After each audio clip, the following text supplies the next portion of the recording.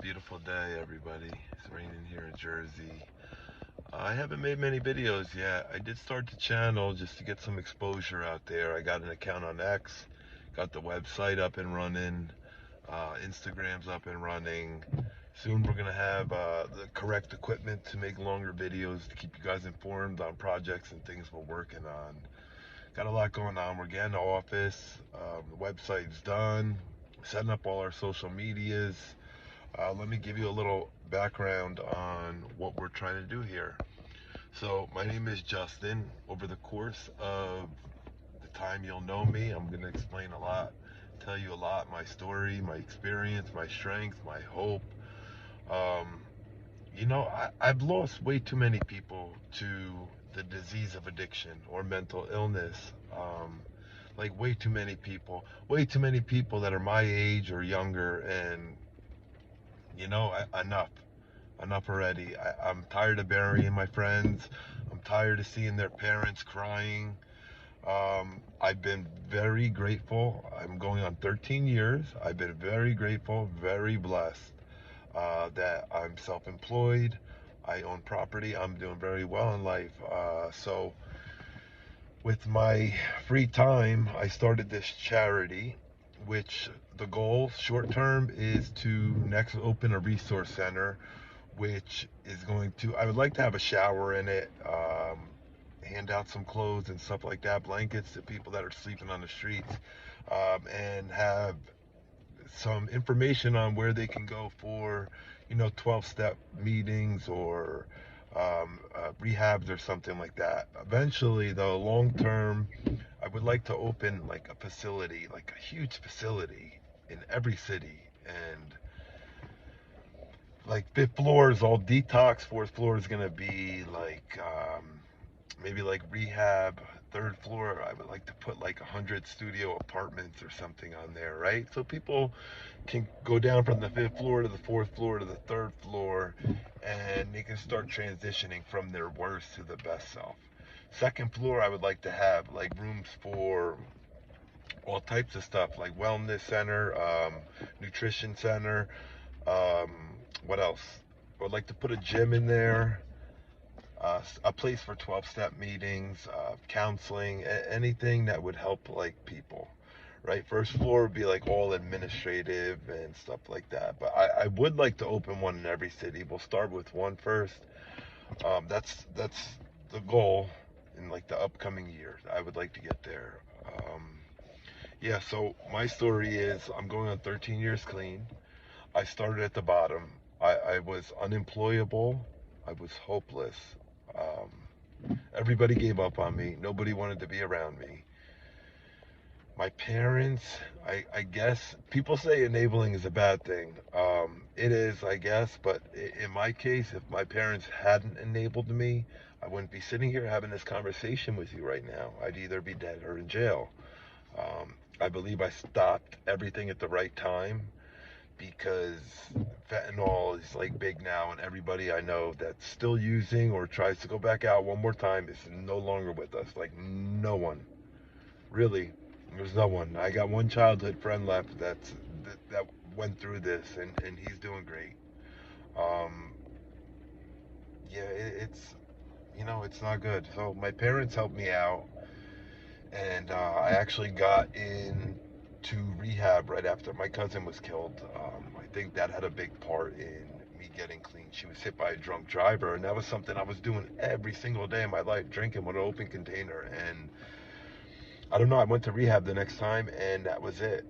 I got out of rehab. I did what they told me to do in the rehab, which is follow the suggestions. And I went right to a 12-step program. It was Narcotics Anonymous. And I actually went there instead of AA. Alcohol was mostly my problem, but when I'm drunk, I was do whatever. But I went to actually Narcotics Anonymous because I thought there would be like women there. I wasn't going there for the right reasons. I thought AA was going to be like a bunch of older drunk guys that I wouldn't be able to identify with. So I went to NA looking for women. I ended up staying like for a business meeting after I got a commitment. commitment was a door greeter, and I actually believe that um, a door greeter meets somebody when they come to the room and you give them a hug. Like that was the job. And I didn't know, like I had a commitment to be the door greeter, and that kept me going back because I actually left that meeting and I believe like I had a job to do. Like the meeting couldn't go on without me as a door greeter. So I started going. After the door greeter, I became like a secretary and then a chairperson. I was running meetings, and like NA was like a big part of my foundation, and like I recommend that to anybody that's like struggling out there. It was a big part of my foundation. It's very hard. It's very hard to just stop doing things on your own when you have free will and you have access to anything, liquor stores on every corner, or you have access to anything nowadays, right? So NA was a big part of my foundation. I mean, rehab, something that's going to stop you from your pattern will help you. I mean, rehab helps, getting arrested helps. I tell people's parents, like, if this person gets arrested, it might be the best thing for them because that's the only way they're going to stop. That's the only way they're going to hit a bottom. And unfortunately, other people's bottom is not waking up in the morning. And they're my best friend lost his girlfriend like 6 months ago. It, I don't want people to go through that anymore. I don't. I know I can't save every person on this world, but I'm gonna try. I'm gonna try to help everyone. Um, so yeah, this is our goals in the upcoming months and years, and I hope you guys stick around. I do not edit my videos. I'm not doing that because I believe I'm gonna try to be like authentic with you guys and not worry about you guys like judging me on how I say this or how I say that. Like I'm just coming from my heart right now. And honestly, like if you look at the streets of Kensington and there's just people walking around and they're just zombies. They're hunched over, they're sleeping, standing up sleeping. Like that's not sleeping. We know that's nodding. But you know, there's fentanyl everywhere. There's fentanyl in everything. There's fentanyl, and I hear there's fentanyl in weed now. I mean, I got out at the right time because anything I get my hands on, I put in my body, right? So I believe, there's no coincidence. My cousin died 1 month before I got clean, right? I think it was June 16, 2011, something like that, or that was her birthday. She died the 19th. Um, I went to rehab after all the funerals and everything, and like that time I got clean. So I mean, I don't know what happened, but something happened because I've been to long-term facilities, short-term facilities, um, detoxes.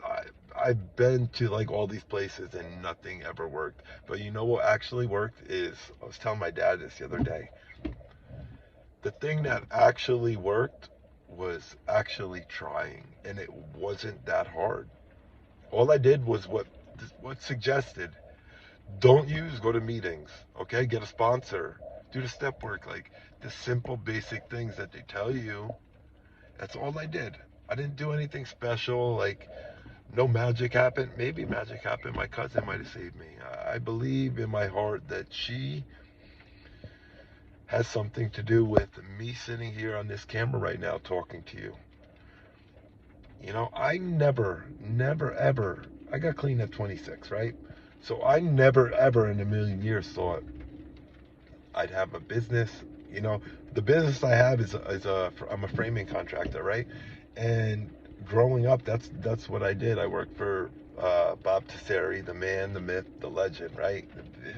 What a guy.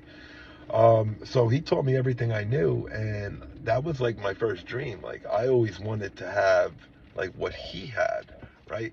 So after I got clean and everything like that, now I had what he had, and that's the first dream. Now 10 years later, I'm still doing the same thing, and I'm blessed. I'm grateful. So I want to do something that can make a difference in the world because I really shouldn't be here right now talking to you guys. And We're gonna do it. We're gonna do it. This has been on my mind for a long time, and a couple months ago, one of my like good friends, he was clean. Um, his girlfriend called me, or his wife called me and said that his phone's been off for 2 days, and I didn't want to tell her, but I knew in my heart like that's not a good sign.